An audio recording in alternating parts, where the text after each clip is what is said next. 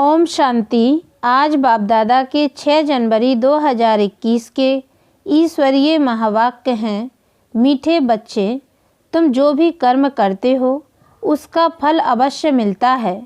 निष्काम सेवा तो केवल एक बाप ही करते हैं।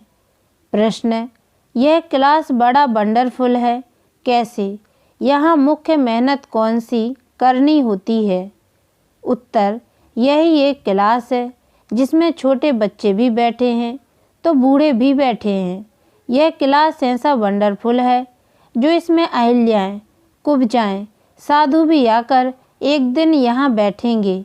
यहाँ है ही मुख्य याद की मेहनत है। याद से ही आत्मा और शरीर की नेचर क्योर होती है, परंतु याद के लिए भी ज्ञान चाहिए। गीत रात की राही। ओम शांति। मीठे मीठे रूहानी बच्चों ने गीत सुना। रूहानी बाप बच्चों को इसका अर्थ भी समझाते हैं।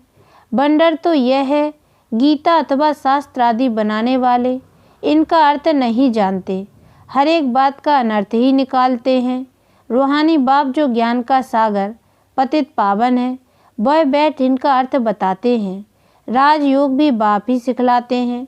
तुम बच्चे जानते हो, अभी फिर से राजाओं का राजा बन रहे हैं और स्कूलों में ऐसे कोई थोड़ी कहेंगे कि हम फिर से बैरिस्टर बनते हैं। फिर से ये अक्षर किसको कहने नहीं आएगा। तुम कहते हो हम 5000 वर्ष पहले मिसल फिर से बेहद के बाप से पढ़ते हैं। यह विनाश भी फिर से होना है ज़रूर। कितने बड़े बड़े बॉम्ब्स बनाते रहते हैं, बहुत पावरफुल बनाते हैं, रखने लिए तो नहीं बनाते हैं ना। यह विनाश भी शुभ कार्य के लिए है ना। तुम बच्चों को डरने की कोई दरकार नहीं है। यह है कल्याणकारी लड़ाई। बाप आते ही हैं कल्याण के लिए, कहते भी हैं बाप आकर ब्रह्मा द्वारा स्थापना, शंकर द्वारा विनाश का कर्तव्य कराते हैं। सो यह बॉम्ब शादी है ही विनाश के लिए, इनसे जास्ती और तो कोई चीज़ है नहीं। साथ साथ नेचुरल कैलिमिटीज भी होती हैं, उनको कोई ईश्वरीय कैलिमिटीज नहीं कहेंगे। यह कुदरती आपदाएं ड्रामा में नूंद है, यह कोई नई बात नहीं।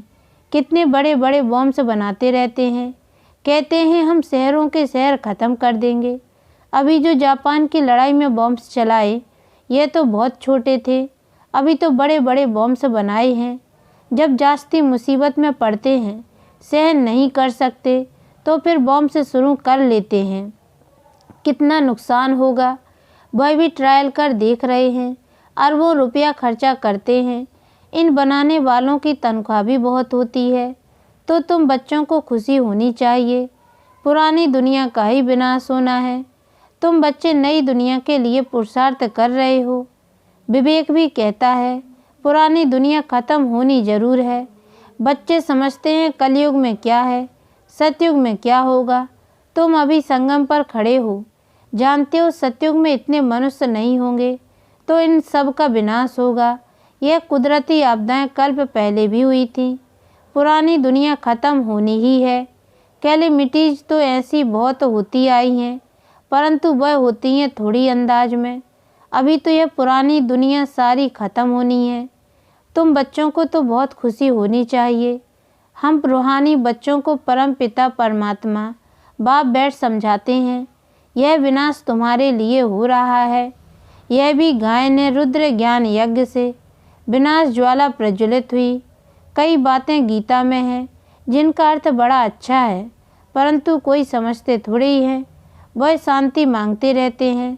तुम कहते हो जल्दी विनाश हो तो हम जाकर सुखी होवें।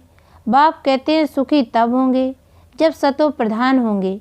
बाप अनेक प्रकार की पॉइंट्स देते हैं। फिर कोई की बुद्धि में अच्छी रीति बैठती हैं, कोई की बुद्धि में कम।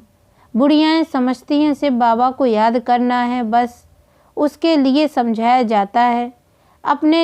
अपने को आत्मा समझ बाप को याद करो।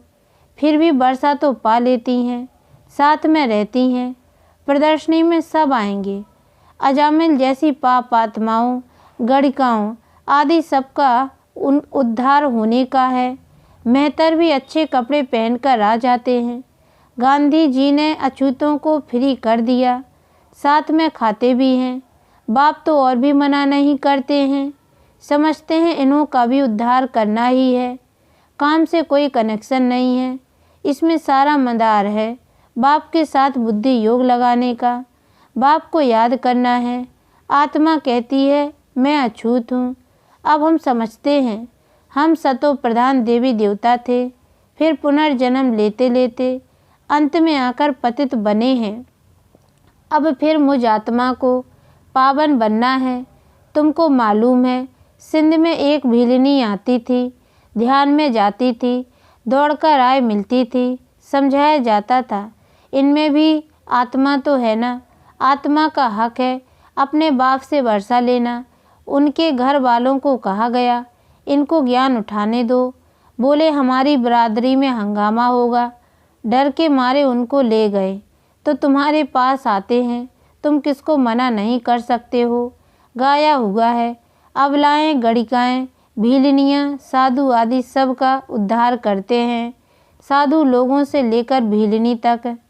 तुम बच्चे अभी यज्ञ की सर्विस करते हो तो इस सर्विस से बहुत प्राप्ति होती है, बहुतों का कल्याण हो जाता है। दिन प्रतिदिन प्रदर्शनी सर्विस की बहुत वृद्धि होगी। बाबा बैजेस भी बनवाते रहते हैं। कहाँ भी जाओ तो इस पर समझाना है, यह बाप, यह दादा, यह बाप का वर्षा। अब बाप कहते हैं मुझे याद करो तो तुम पावन बन जाएंगे। गीता में भी है मामेकम याद करो, सिर्फ उनमें मेरा नाम उड़ाए। बच्चे का नाम दे दिया है। भारतवासियों को भी यह पता नहीं है कि राधे कृष्ण का आपस में क्या संबंध है। उनके शादी आदि की हिस्ट्री कुछ भी नहीं बताते हैं। दोनों अलग अलग राजधानी के हैं। यह बातें बाप बैठ समझाते हैं। यह अगर समझ जाएं और कह दें कि सिर्फ भगवान बाचे तो सब उनको भगा दें। कहीं तुम ये फिर कहाँ से सीखे हो, वह कौन सा गुरु है। कहे बी के हैं तो सब बिगड़ जाए। इन गुरुओं की राजाई ही चट हो जाए। ऐसे बहुत आते हैं, लिख कर भी देते हैं, फिर गुम हो जाते हैं। बाप बच्चों को कोई भी तकलीफ़ नहीं देते हैं, बहुत सहज युक्ति बतलाते हैं। कोई को बच्चा नहीं होता है तो भगवान को कहते हैं बच्चा दो, फिर मिलता है तो उनकी बड़ी अच्छी परवरिश करते हैं, पढ़ाते हैं। फिर जब बड़ा होगा तो कहेंगे अब अपना धंधा करो। बाप बच्चे को परवरिश कर उनको लायक बनाते हैं तो बच्चों का सर्वेंट ठहरा ना। यह बाप तो बच्चों की सेवा कर साथ ले जाते हैं। वो लौकिक बाप समझेगा बच्चा बड़ा हो अपने धंधे में लग जाए, फिर हम बूढ़े होंगे तो हमारी सेवा करेगा। यह बाप तो सेवा नहीं मांगते हैं, यह है ही निष्काम। लौकिक बाप समझते हैं जब तक जीता हूँ तब तक बच्चों का फर्ज है हमारी संभाल करना, यह कामना रखते हैं। यह बाप तो कहते हैं मैं निष्काम सेवा करता हूँ, हम राजाई नहीं करते हैं। मैं कितना निष्काम हूँ और जो कुछ भी करते हैं तो उसका फल उनको ज़रूर मिलता है। यह तो है सबका बाप। कहते हैं मैं तुम बच्चों को स्वर्ग की राजाई देता हूँ, तुम कितना ऊंच पद प्राप्त करते हो। मैं तो सिर्फ ब्रह्मांड का मालिक हूँ, सो तो तुम भी हो, परंतु तुम राजाई लेते हो और गवाते हो। हम राजाई नहीं लेते हैं न गवाते हैं। हमारा ड्रामा में यह पार्ट है। तुम बच्चे सुख का वर्षा पाने का पुरुषार्थ करते हो, बाकी सब सिर्फ शांति मांगते हैं। वो गुरु लोग कहते हैं सुख काग विष्टा समान है, इसलिए वह शांति ही चाहते हैं। वह यह नॉलेज उठा ना सके, उनको सुख का पता ही नहीं है। बाप समझाते हैं शांति और सुख का वर्षा देने वाला एक मैं ही हूँ। सत्युग त्रेता में गुरु होता नहीं, वहाँ रावण ही नहीं, वह है ही ईश्वरीय राज्य। यह ड्रामा बना हुआ है। यह बातें और किसकी बुद्धि में बैठेंगी नहीं। तो बच्चों को अच्छी रीति धारण कर और ऊंच पद पाना है। अभी तुम हो संगम पर, जानते हो नई दुनिया की राजधानी स्थापन हो रही है, तो तुम हो ही संगम युग पर, बाकी सब है कलयुग में।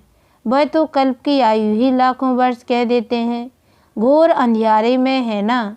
गाया भी हुआ है कुंभकर्ण की नींद में सोए पड़े हैं।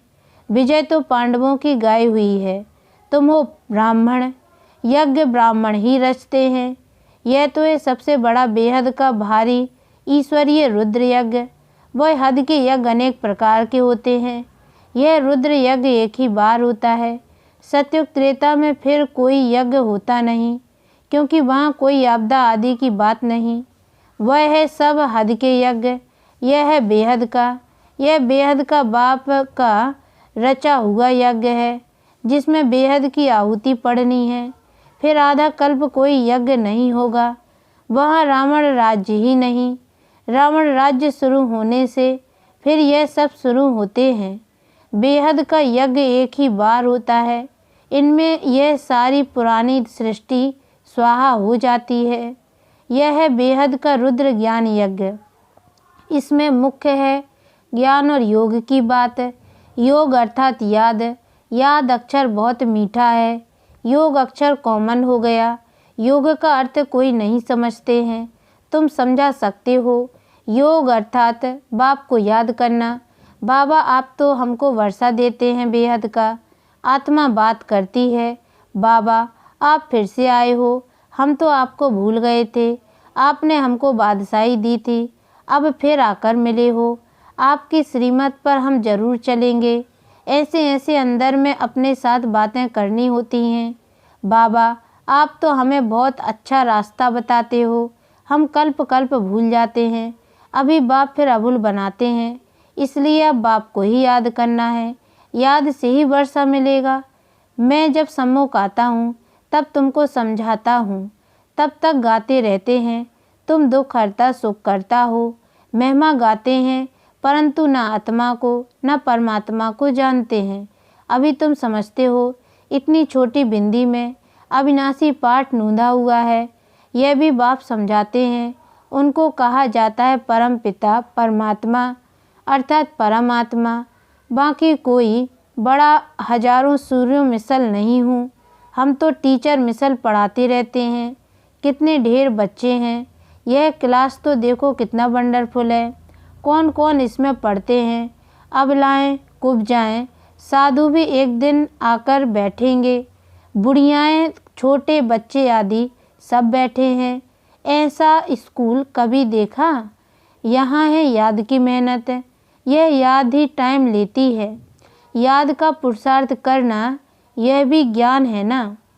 याद के लिए भी ज्ञान, चक्र समझाने के लिए भी ज्ञान।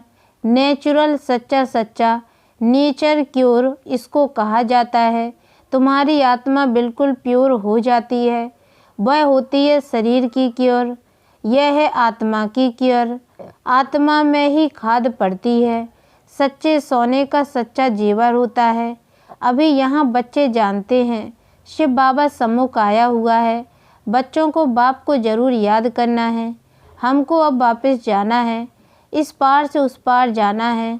बाप को, वर्षे को और घर को भी याद करो। वह है स्वीट साइलेंस होम। दुख होता है अशांति से, सुख होता है शांति से। सतयुग में सुख शांति संपत्ति सब कुछ है। वहाँ लड़ाई झगड़े की बात ही नहीं। बच्चों को यही फुरना होना चाहिए। हमको सतो प्रधान सच्चा सोना बनना है, तभी ऊंच पद पाएंगे। यह रूहानी भोजन मिलता है, उसको फिर उगारना चाहिए। आज कौन सी मुख्य पॉइंट से सुनी, यह भी समझाया। यात्राएं दो होती हैं, रूहानी और जिस्मानी। यह रूहानी यात्रा ही काम आएगी। भगवान वाच मन मना भाव। अच्छा, मीठे मीठे सिकी लदे बच्चों प्रति माता पिता बाप दादा का याद प्यार और गुड मॉर्निंग। रूहानी बाप की रूहानी बच्चों को नमस्ते। और हम रूहानी बच्चों की ओर से भी रूहानी माता पिता बाप दादा को याद प्यार और गुड मॉर्निंग बाबा नमस्ते। धारणा के लिए मुख्य सार। पहली पॉइंट, यह विनाश भी शुभ कार्य के लिए है, इसलिए डरना नहीं है। कल्याणकारी बाप सदा कल्याण का ही कार्य कराते हैं। इस स्मृति से सदा खुशी में रहना है। दूसरी पॉइंट है, सदा एक ही फुरना रखना है कि सतो प्रधान सच्चा सोना बन ऊंच पद पाना है। जो रूहानी भोजन मिलता है उसे उगारना है। वरदान, सत्संग द्वारा रूहानी रंग लगाने वाले, सदा हर्षित और डबल लाइट भाव। जो बच्चे बाप को दिल का सच्चा साथी बना लेते हैं, उन्हें संग का रूहानी रंग सदा लगा रहता है। बुद्धि द्वारा सत बाप, सत शिक्षक और सतगुरु का संग करना, यही सत्संग है। जो इस सत्संग में रहते हैं, वो सदा हर्षित और डबल लाइट रहते हैं। उन्हें किसी भी प्रकार का बोझ अनुभव नहीं होता। वे ऐसा अनुभव करते जैसे भरपूर है। खुशियों की खान मेरे साथ है।